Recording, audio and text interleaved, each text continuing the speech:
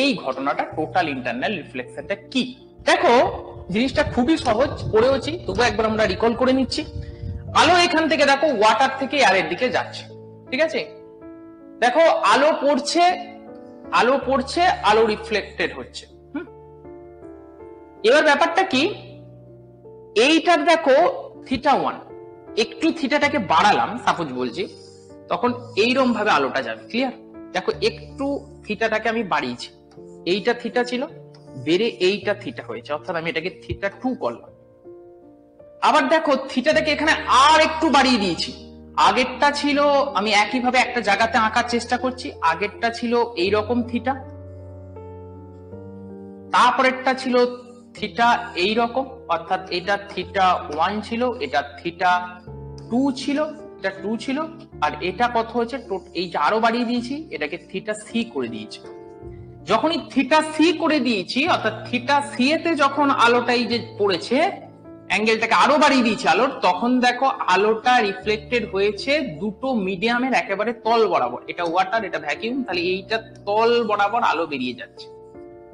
যে এটা হচ্ছে ডেন্সার মিডিয়াম, ঘন মাধ্যম, আর এটা হচ্ছে আমাদের লঘু মাধ্যম, ঠিক আছে, বা রেয়ারার মিডিয়াম বলতে পারি। এই ডেন্সার থেকে রেয়ারার দিকে যখন আলো যায়, তখন এটা যদি অভিলম্ব ধরি, এটা যদি অভিলম্ব বা নর্মাল ধরি, এই নর্মাল থেকে তত সেই জিনিসটা সরে যেতে থাকে আলোটা, ঠিক আছে, যত আমরা ডেন্সার থেকে রেয়ারের দিকে যাই। এবার কি হয়েছে, এবার অ্যাঙ্গেলটাও বাড়াচ্ছি, ঠিক আছে। তো মূল কথা যেটা ঘটছে কি, যে অ্যাঙ্গেলটাকে যখন আরো বাড়িয়ে দিচ্ছি, তখন ভাই এ আর আলো এরকম না যে আলোটা একবারে পুরো ভেতর দিকে চলে আসবে, আরো অ্যাঙ্গেল বেড়ে যাবে।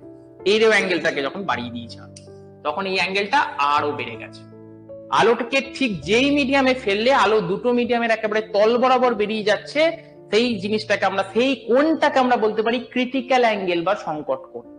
থার্ড কেসে তো তাই ঘটেছে, ক্রিটিক্যাল অ্যাঙ্গেলের থেকে আলোকে ভাই বেশি অ্যাঙ্গেলে ফেলেছি, সংকট কোণ বা ক্রিটিক্যাল অ্যাঙ্গেলের থেকে বেশি কোণে আলোকে ফেললে আলো তখন অন্য মিডিয়াম বরাবর আর কি হয় না, রিফ্রাক্টেড হয় না, আলো কি হয় তখন সেই মিডিয়ামই আবার ফিরে চলে আসছে, সেই মিডিয়ামই আলো ফিরে চলে আসছে।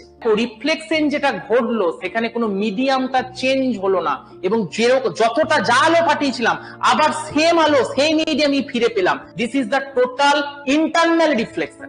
ইন্টারনাল কেন, সেই মিডিয়ামের মধ্যেই চলে এলো না, এক্সটার্নাল হলো না, বাইরে গেল না আলো, রিফ্লেকশন ঘটলো, নট এটা রিফ্রাকশন। রিফ্রাকশন কখন, যখন আলো এখান থেকে পড়ে এই জায়গায় গেছে, দিস ইজ দ্য রিফ্রাকশন। আর রিফ্লেকশন কখন, যখন আলো এই মিডিয়ামে পড়ে এই মিডিয়ামে আবার ফিরে আসছে, বা আলো এই মিডিয়ামে পড়ে এই মিডিয়ামে ফিরে আসছে। তাহলে সেই ঘটনাটাই তো এই ঘটনাই ঘটলো, কিন্তু কখন ঘটলো, আলোকে যখন ক্রিটিক্যাল অ্যাঙ্গেলের থেকে বেশি অ্যাঙ্গেলে বা সংকট কোণের থেকে বেশি কোণে আলোকে ফেললাম। এইটা পরীক্ষায় প্রশ্ন দেয়, বলবে টোটাল ইন্টারনাল রিফ্লেকশনের ক্ষেত্রে অ্যাঙ্গেলের মানটা, অর্থাৎ থিটার মানটা থিটা সি এর থেকে, অর্থাৎ ক্রিটিক্যাল অ্যাঙ্গেলের থেকে কম হবে, আবার বলে থিটা ক্রিটিক্যাল অ্যাঙ্গেলের থেকে বেশি হবে, আবার বলবে থিটা ক্রিটিক্যাল অ্যাঙ্গেলের সমান হবে। কি হবে না, অবশ্যই থিটাটা ক্রিটিক্যাল অ্যাঙ্গেলের থেকে বেশি হবে।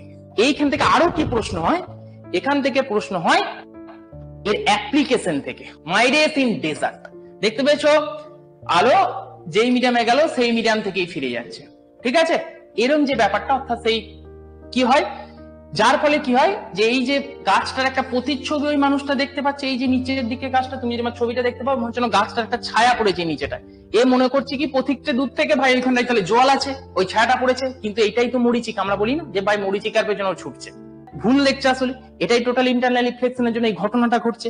এটা পরীক্ষায় প্রশ্ন দেয়।